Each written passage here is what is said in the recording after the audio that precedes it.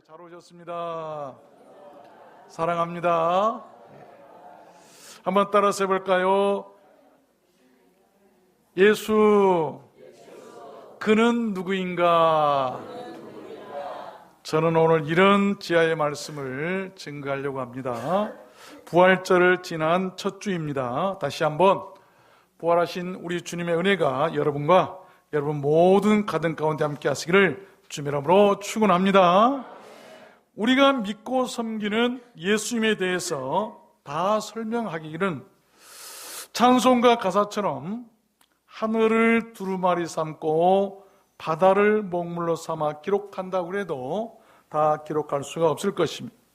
그분의 하신 일이나 존재, 그분의 출생이나 또한 그분의 속성 또는 그분의 신분 같은 것을 다 알기에는 인간의 이성이나 인간의 지성으로는 가히 측량하거나 판단하기가 불가능하다고 하는 것입니다. 요한 사도는 이렇게 얘기를 했어요. 21장 25절을 보면 예수의 행하신 일이 이 외에도 많으니 만일 낱낱이 기록된다면 이 세상이라도 그 기록한 책을 두기에 부족할 줄 아노라. 요한 사도는 계시록을 시작하면서 예수 그리스도께서 어떤 분이신가에 대해서 증거하면서 시작을 하고 있습니다. 오늘 본문 말씀에도 보면 그분의 권세와 신분에 대한 기록을 먼저 많이 하고 있는데 이제도 계시고 전에도 계시고 장차 오실 이와 그 보좌 앞에 7영과 또 충성된 증인으로 죽은 자들 가운데서 먼저 나시고 땅의 임금들의 머리가 되신 예수 그리스도로 말미암아 은혜와 평강이 있기를 원하노라. 전에도 창세전에 계셨다. 재림하실 것이다. 지금도 살아계신다. 또 죽은 자 가운데서 맨 먼저 부활하셔서 또 땅의 임금들의 머리가 되신 예수 그리스도, 이런 것들을 증거하고 있어요. 8절도 보면 나는 알파와 오메가라, 이제도 있고 전에도 있었고 장차 올 자요 전능한 자라 하시더라. 17절도 보면 그가 오른손을 내게 얹고 가라사대 두려워 말라. 나는 처음이요 나중이니 곧 산 자라. 내가 전에 죽었었노라. 볼지어다 이제 세세토록 살아있어 사망과 음부의 열쇠를 가졌노라. 사망과 음부의 열쇠를 가진 자. 오늘 본문의 말씀은 예수님께서 어떤 분이신가에 대해서 특별히 그의 사역적인 면에서 몇 가지를 증거하고 있습니다. 예수님은 무엇을 하셨는가? 그래서 저는 오늘 말씀을 받들어서 예수님은 어떤 분이신가? 여러분, 복음은 자주 반복해서 들어야 돼요. 바울 사도가 로마서를 쓰면서 내가 로마를 다시 봐야 되겠다.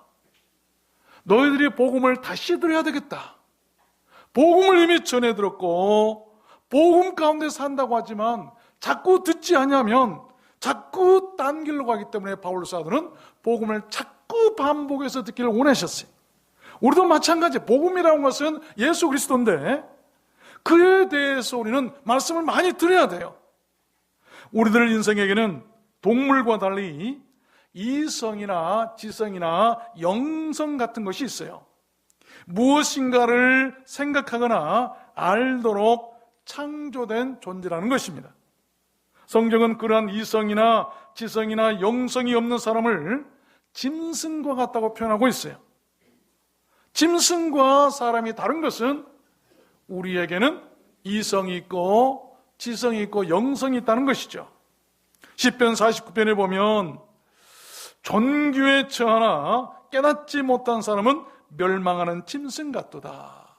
존귀에 처합니다. 교회에 나와서 거룩하게 앉아 있습니다. 예수 믿는다고 하고 있습니다. 그러나 깨닫지 못하고 예수 믿고 깨닫지 못하고 아무리 높은 자리에 존귀하게 앉았단다 할지라도 하나님께서 보실 때는 그들이 짐승과 같다고 하는 것입니다. 베드로후서 2장에도 보니까 그러나 이 사람들은 본래 잡혀 죽기 위하여 난 이성 없는 짐승 같아서 잡혀 죽기 위하여 난 돼지와 같이, 여러분 돼지에게 왜 밥을 많이 주고 돼지에게 왜 먹을 것을 많이 주죠? 잡아먹기 위해서죠. 그를 모시고 섬기려고 하는 게 아니에요. 마치 사람들이 이성이 없고 하나님을 모른다면 그렇게 본래 잡혀 죽기 위하여 난 이성 없는 짐승과 같다. 그렇습니다. 우리들 인생은 반드시 이성의 소유자들이 되어야 합니다.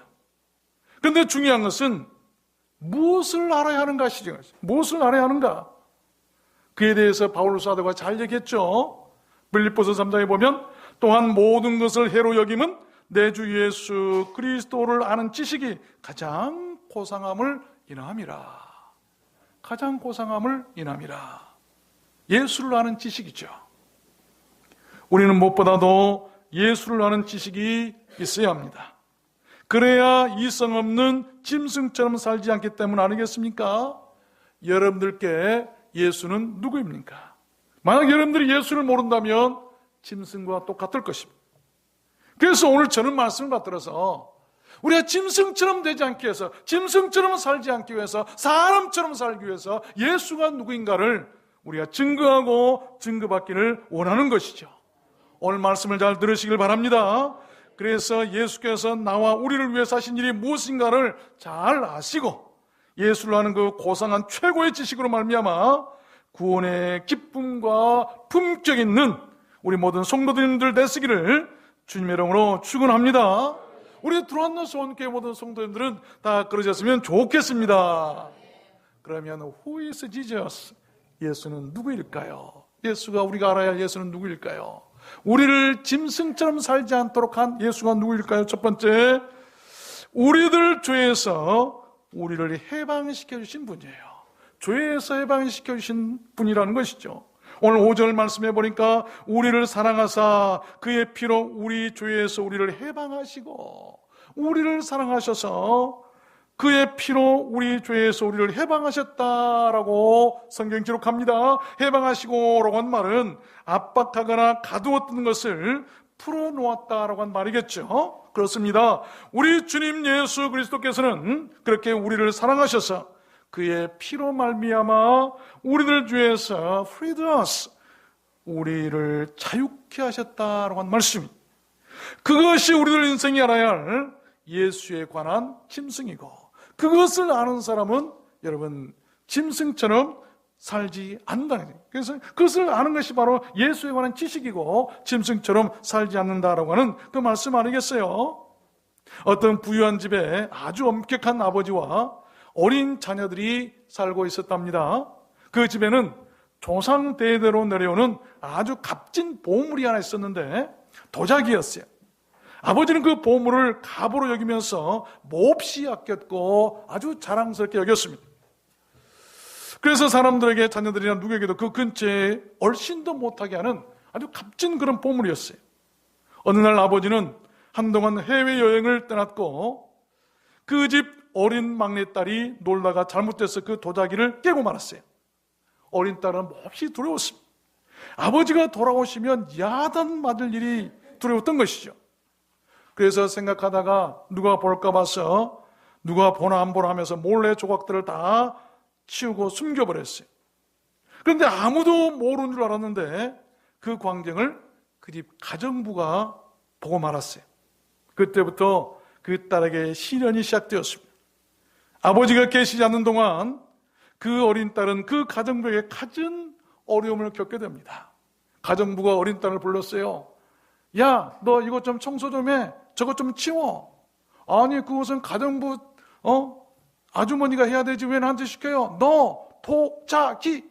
깜짝 놀래가지고 할 수 없이 그 가정부 말을 듣기 시작한 거예요. 청소를 안 해도 될 그 집 딸이 가정부의 말을 들을 수밖에 없었던 것은 그가 죄를 짓고 숨겼기 때문이에요. 어느 날 하기 싫으면 그냥 가정부가 도자만 해도 그냥 놀래가지고 그렇게 일을 할 수밖에 없었어요. 모든 일은 다 이 딸이 하고 가정부는 빈둥빈둥 노는 거예요. 얼마 후에 아버지가 돌아왔어요. 아버지는 크게 화를 내시면서 누가 그랬느냐고 막 다그쳤지만 아무도 나타나지 않았어요. 그런 어느 날 가정부가 시키는 일에 견디지 못한 이 어린 딸이 용기를 내서 아버지께 찾아가 말씀을 드립니다. 아빠, 잘못했어요. 사실 도자기 내가 깼어요. 그런데 여러분, 아버지는 의외로 화를 낼 줄 알았는데 웃으면서 그 어린 딸을 꼭 껴안으면서, 그래, 나는 네가 깬 줄 다 알고 있었단다. 나는 네가 잘못을 얘기할 때까지 기다린 거야 하면서 그 아이를 꼭 안아주었어요. 딸은 그동안의 서러움이 북받쳐 올라가지고 얼굴을 아빠 가슴에 품고 하염없이 울었어요. 그부터는 상황이 바뀌었습니다. 가정부가 딸을 불러서, 얘, 너 이거 쓰레기 좀 치워. 당신이 하세요. 너 도자기 어때요? 크게 해보세요. 당당해졌어요. 여러분, 가정부의 그 어떤 협박에도 그 딸은 따를 필요가 없었어요. 마치 죄로부터 해방은 그와 같다는 것입니다. 율법으로부터 해방은 마치 그와 같은 것이죠. 율법은 마치 가정부의 역할과 같았어요. 우리는 고통스럽게 제 아래 있지 않아도 마귀나 세상이 시키는 일을 안 해도 될 사람들이었지만 우리가 죄를 숨기고 있었기 때문이에요. 그러나 하나님께, 주님께 다 이렇게 고하면 주님께서 그 죄로부터 우리를 해방시켜 주는데, 그 역할을 누가 만들어 놓으셨는가 했더니 예수님께서 그의 피를 값으로 주시고 우리의 죄를 용서해 주심으로 우리가 그렇게 자유함을 얻게 됐다라고 하는 말씀이에요. 여러분, 이것이 구원이에요. 이것이 바로 복음이고 이것이 바로 기독교 아니겠습니까? 아브라함 링컨은 흑인들을 노예 생활에서 해방시켜 주었어요. 그들은 링컨 대통령을 구세주로 알고 있죠. 그에 대해 은혜를 잊지 않고 살아갑니다. 그 노예 해방 훗날 흑인 대통령까지 탄생시켰어요. 상상도 못할 그런 해방의 위대한 결과였죠. 한 사람의 위대한 생각과 실천으로 한 나라를 변화시켰고 그 후손들에게 대통령이라는 위대한 선물까지 했던 것처럼, 마치 예수님께서 한 사람으로서 인류를 위해서 희생하심으로 우리가 자유함을 얻게 됐다는 것입니다. 여러분, 이것이 복음입니다. 우리 예수님께서는 물론 그와 비교할 수 없을 거예요. 온 인류를 죄에서 해방시키셨기 때문입니다. 우리들 모든 인류가 영원히 잊지 말고 기억하며 감사해야 할 일 아니겠어요? 계시록 5장에도 보면 사람들을 피로 사서 하나님께 드리시고 그 피값으로 온 인류의 모든 사람들을 피를 주고 사서, 공짜가 아니에요. 우리는 예수 믿고 구원받는 거 공짜로 생각하는데 아니에요. 우리 자신들에게는 공짜지만 어마어마한 대가가 지불되었어요.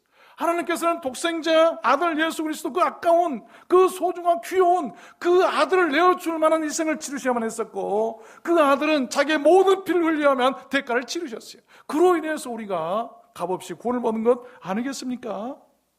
은혜죠. 그래서 로마서 6장에도 보면, 그러나 이제는 너희가 죄에서 해방되고 하나님께 종이 되어 거룩함에 이르는 열매를 얻었으니 그 마지막은 영생이라. 여러분, 죄에서 해방된 사람들의 마지막 결과가 영생이라고 성경이 기록하고 있어요. 그것을 아는 것이 신앙입니다.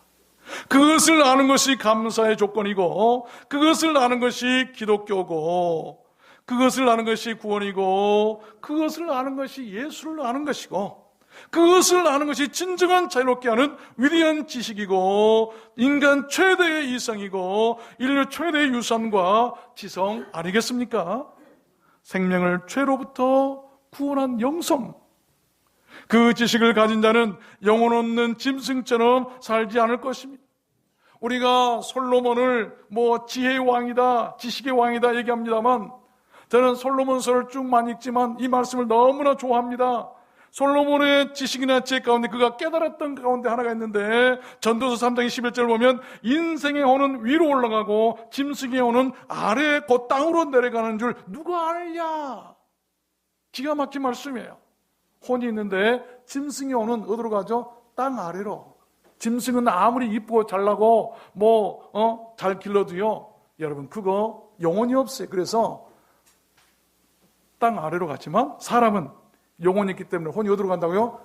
하늘나라 위로 가는 것이죠. 이것이 바로 솔로몬이 깨달았던 지혜 아니겠습니까? 우리가 깨달아야 돼요.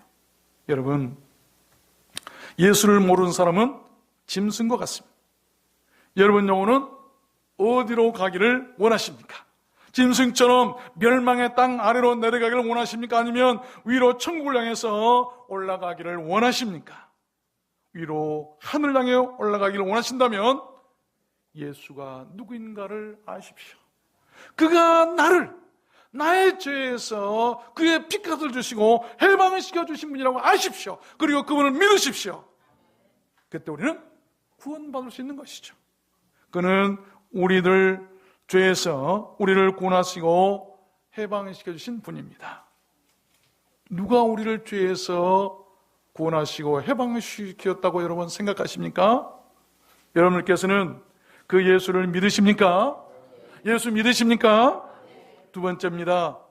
예수는 또한 누구일까요? 예수는 두 번째로 우리를 나라와 제사장으로 삼아주신 분입니다. 오늘 6절 말씀해 보니까 그 아버지 하나님을 위하여 우리를 나라와 제사장으로 삼으신 그에게 영광과 능력이 세세토록 있기를 원하노라. 아멘. 여기 나라로 삼으셨다. 나라는 영원히 쇠하거나 망하지 않는 하나님의 나라를 말합니다. 핵무기가 있어도 필요 없어요. 핵무기도 필요 없고 경제 장관 필요 없고요.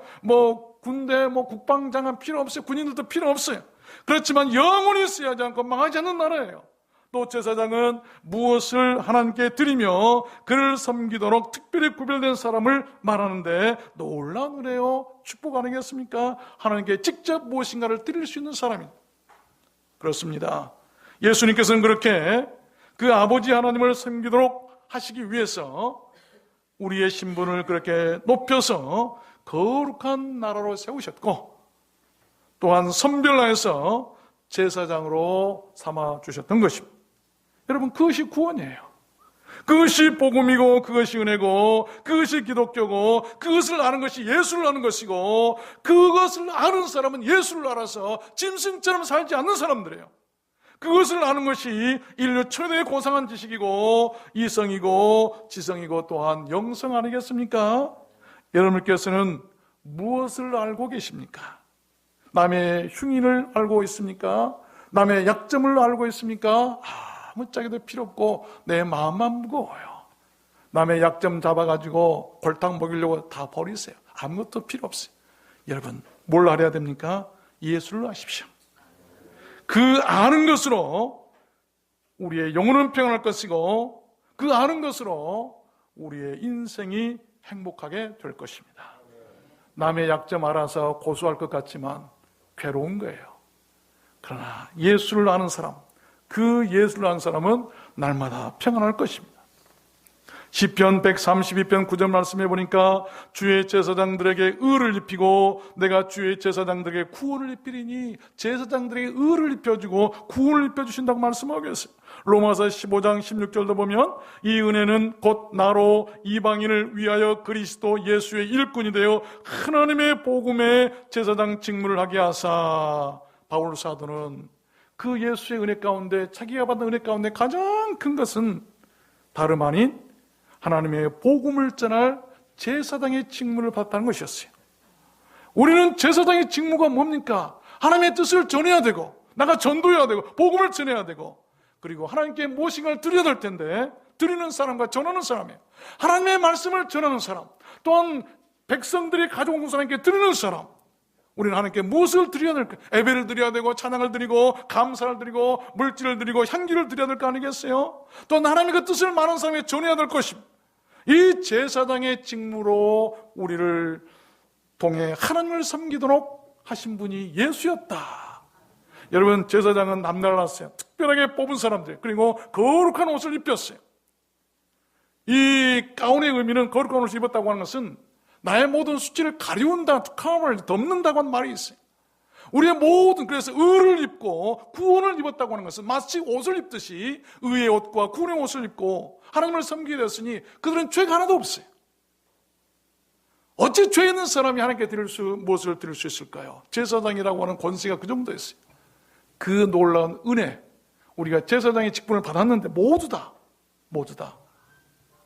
누가 우리를 그렇게 만들어주셨다고요? 예수님께서 우리의 죄값으로 피를 흘리셔서 우리의 죄를 도말시켜 주시면 우리가 의롭게 되어서 구원의 옷을 입고 하나님을 섬길 수 있는 제사장이 되었다고 하는 것이죠. 예수님의 은혜가 얼마나 크고 감사합니까?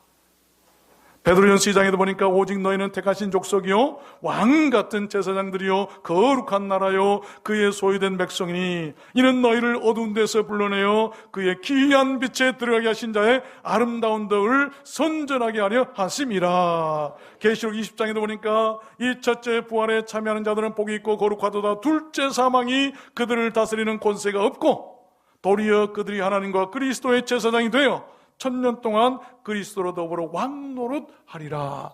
우리 인생들은 두 번 죽습니다. 첫 번째 죽음은 우리 육신이 죽는 거예요. 영혼이 분리되어서 영혼은 하나님께로 가고 우리 육신은 흙으로 가죠, 짐승처럼. 그렇지만 두 번째 죽음이 또 있어요. 하나님 앞에 가서 또 백보자 심판을 받습니다. 그때 죽는 사람을 둘째 사망이라고 하는데 그들은 바로 영혼이 죽어 지옥 가서 영혼이 살게 될 수밖에, 지옥으로 쫓겨나죠. 그러나 우리는 그때 심판을 받지 않냐고, 우리가 다 구원을 받은 제사장이 되었으니 그때 우리는 둘째 사망의 해가 없다고 분명히 말씀하고 있어요. 왜? 우리가 그의 제사장이 되었기 때문이에요. 여러분, 제사장처럼 사십시오. 거룩하게 사셔야 돼요. 제사장처럼 뭔가 하나님께 드릴 것이 있어야 돼. 그리고 뭔가 하나님의 뜻을 전할 수 있어야 돼. 이 제사장들은요, 둘째 사망의 해가 없다. 얼마나 큰 축복이에요. 계시록 20장에도 보니까 말씀드렸습니다만 그 후에도 계속 읽어보면 우리 믿는 자들, 주님의 은혜로 구원받은 자들의 그 신분과 그에 대한 하나님의 축복과 배려하심이 얼마나 소중한가를 너무너무 많이 기록해 놓으셨고, 마치 천국에서 그대로 되들 일을 우리 눈으로 실제 현장에서 보는 것처럼 잘 기록하고 있어요. 이제 곧 계시록도 공부를 하려고 합니다만 너무나 감사할 일이 아닐 수가 없어요. 여러분들께 예수님은 누구십니까? 예수님께서 여러분들을 위해서 무엇을 하셨습니까? 아십시오. 예수님께서 우리 죄인들을 어두운 데서 불러내어서 그의 십자가 피로 말미암아 쇠하지도 낙심하지도 사라지지도 않을 영원한 나라로 세워주셨다는 것을 믿으시길 바랍니다. 하나님을 직접 섬길 거룩한 제사장으로 세워주셨다는 것입니다. 그것이 우리들 인생이 알고 숙지해야 할 최고의 지식이고 이성이고 지성이고 영성입니다. 여러분 인생의 가장 높은 격은 무엇입니까? 회사 과장입니까? 회사 또한 사장입니까? 동창회 회장입니까? 아니면 학창시절 줄반장이십니까? 저는 하도 못 나가지고 학교 다닐 때 줄반장 한 번도 못했어요.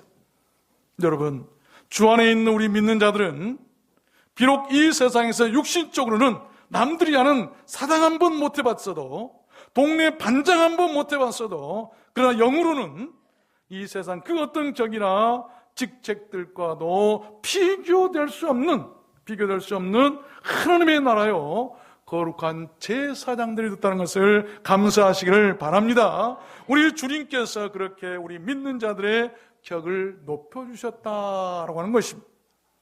우리들 격을 그렇게 높여주신 우리 주님을 항상 찬양하고 그분께 늘 기쁨을 드렸으면 좋겠습니다. 여러분 모두 그렇게 되시기를 주님의 이름으로 축원합니다. 마지막입니다. 세 번째, 예수는 누구인가? 세 번째는 우리를 위해서 구름 타고 재림하실 분이십니다.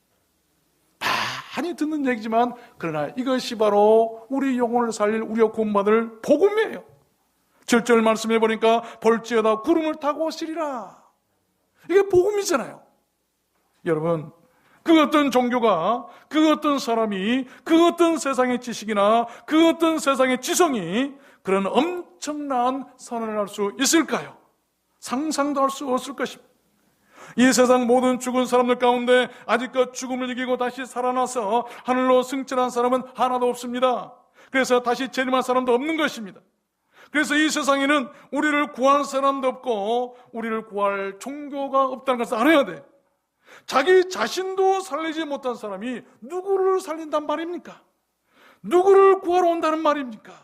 그래서 모든 종교는 거짓일 수밖에 없어요. 그러나 여러분, 우리들 기독교는 달라요. 기독교는 그렇지 않습니다. 죽은 자 가운데 살아나셨고, 그가 살아나셨기 때문에, 죽음을 이기셨기 때문에 다시 살아나셨고, 그리고 재림도 하게 될 줄로 저는 믿습니다.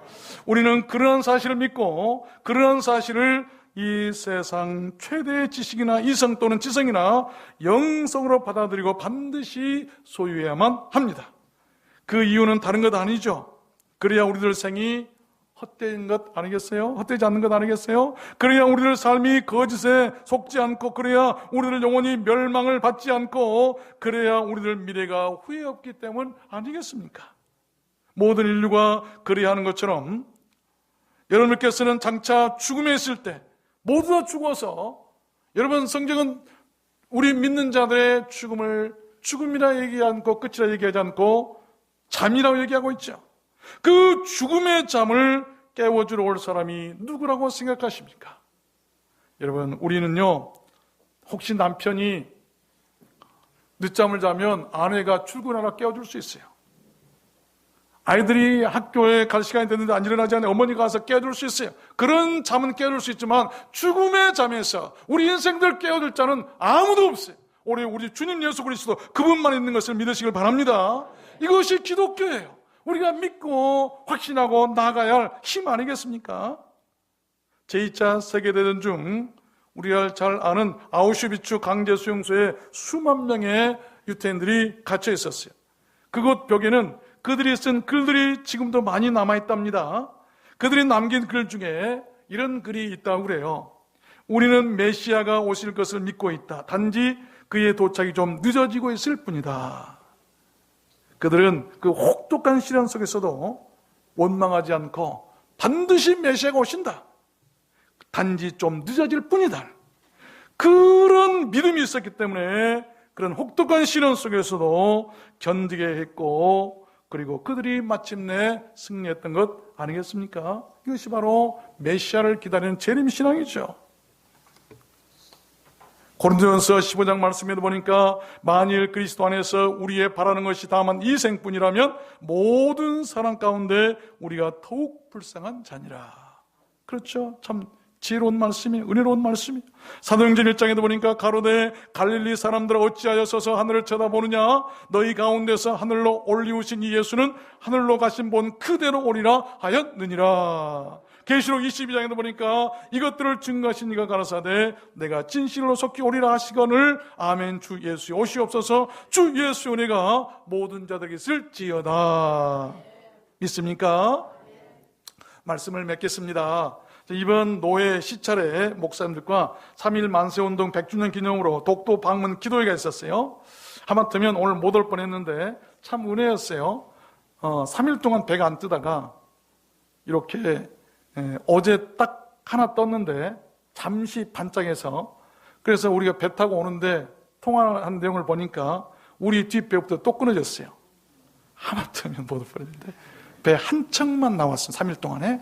그 배 제가 타고 왔습니다. 그걸 자랑하려고 하는 것이 아니라 이 울릉도에서 저는 큰 교훈 3가지를 얻고 왔어요. 여행은 참 우리에게 많은 유익을 주는데 울릉도에는 뱀이 없답니다. 뱀. 그 이유가 뭔 줄 아세요? 섬에는 뱀이 많은데 울릉도에 자생하고 있는 향나무 그 향 때문이래요. 보니까 큰 향나무들이 그런 바위틈에 많이 있는데 그 향나무 향 때문에 뱀이 서식을 못한대요. 좋은 섬이더라고요. 두 번째는 엉겅퀴 나물에 가시, 엉겅퀴 여러분 아시죠? 가시 있죠?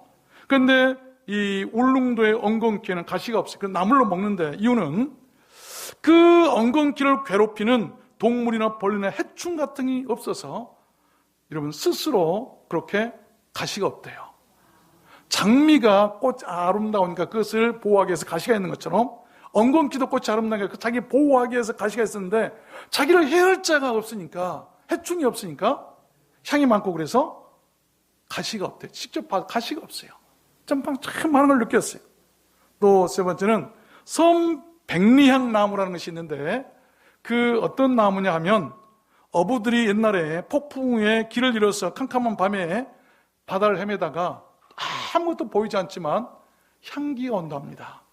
그 향기가 100리를 가는데 울릉도에서 나온 그 향기를 맡고 따라서 울릉도로 찾아온대요. 그래서 저는 마치 예수님이 그와 같은 분이시다 생각이 됐는데 우리 두란노 소원교회 성도들 다 모두 다 그랬으면 좋겠어요. 그래서 저는 여러분 보세요. 뱀이 없다. 왜? 향 때문에. 여러분 우리가 그리스도의 향기 있는 성도들이라고 한다면 마귀 틈타지 못할 줄로 믿습니다. 교회는 그래야 되는 거예요. 교회는 그래야 돼요. 그렇잖아요? 또 여러분 이 엉겅퀴에 가시가 없는데 스스로 방어하려고 한다는 것 아니겠어요? 그러면 남들이 자꾸 찌르고 괴로워하니까 내 몸에 가시가 돋는 거예요. 그런데 주변의 환경이 좋으면 나에게도 가시가 없는 거예요. 여러분 우리 두란노 소원교회는 남을 위해서라도 남에게 가시 돋치게 해서는 안 될 줄로 믿습니다. 얼마나 큰 느낌이 좋은지 몰라요. 내가 그런 사람이 되야 되는 것 아니겠어요? 그리고 섬 백리향 나무, 백리향기를 이렇게 가서 캄캄하게 보이지 않지만 어부들을 살 길로 인도하는 향기처럼 우리가 되어야 되지 않겠는가. 예수님께서 그래서 우리를 그리스도의 향기다라고 말씀하셨던 것 아니겠습니까? 예수, 그는 누구일까요? 여러분, 우리 주님 예수 그리스도께서는 갇힌 자의 탄식을 들으시며 죽이기로 정한 자들을 해방하셨어요. 압박당하는 자를 위하여 공의로 판단하시고 줄인 자들에게 식물을 주시고 갇힌 자를 해방하셨습니다. 죄에서 해방시켜서 의의 종이 되게 하셨음을 여러분 믿으시길 바랍니다. 로마서 8장에 보니까 너희는 다시 무수하는 종의 영을 받지 아니하였고 양자의 영을 받았으므로 아바 아버지라 부르짖느니라. 하나님을 아버지라고 부를 수 있도록 해주셨어요. 여러분 하나님을 아버지라 부르시길 바랍니다. 담대히 부르시길 바랍니다. 그래야 대답해 주시는 거예요. 그런데 어떤 사람도 하나님을 아버지라고 안 불러요. 우리는 이제 자녀들이 됐기 때문에 하나님을 아버지라고 불러야 돼요. 뿐만이 아니죠. 우리 주님께서는 우리를 하나님의 나라와 제사장으로 삼으시고 의를 입혀주셨고 구원을 입혀주셨고 어두운 데서 불러내서 밝고 귀한 빛에 들어가게 하셨고 영원한 멸망의 죽음인 둘째 사망의 해가 없게 하셨고 그리스도와 더불어 1000년 동안 왕노릇하게 해주셨습니다. 또 있습니다. 우리 주님 예수 그리스도께서는 재림주로 우리들에게 다시 오시겠다고 약속하셨어요. 우리를 고아와 나그네처럼 영원히 세상에 버려두지 않으시고 위로하시고 영원히 천국에 있도록 하시기 위해서 데리러 오신다는 약속이 복음입니다. 우리는 그 신실한 약속을 굳게 믿어야 돼요. 그것이 우리들 기독교 믿음이고 그것이 신앙이고 여러분 그것이 바로 구원 아니겠습니까? 그렇습니다. 그것을 아는 것이 예수를 깊이 아는 것이고 그 지식을 아는 것이 인류 최대의 또한 이성이요 지성이요 영성입니다.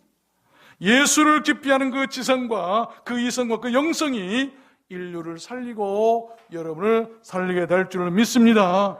예수를 아는 이성인, 예수를 아는 지성인, 예수를 아는 영성인, 그것이 바로 구원받은 사람이에요. 그러한 믿음과 은혜가 여러분과 함께 하시기를 바랍니다. 우리 두란노 소원교회 모든 성도님들은 모두 다 그러셨으면 좋겠습니다. 여러분 모두 그렇게 되시기를 주님 이름으로 축원합니다. 축원합니다. 기도하십시다. 하나님 감사합니다.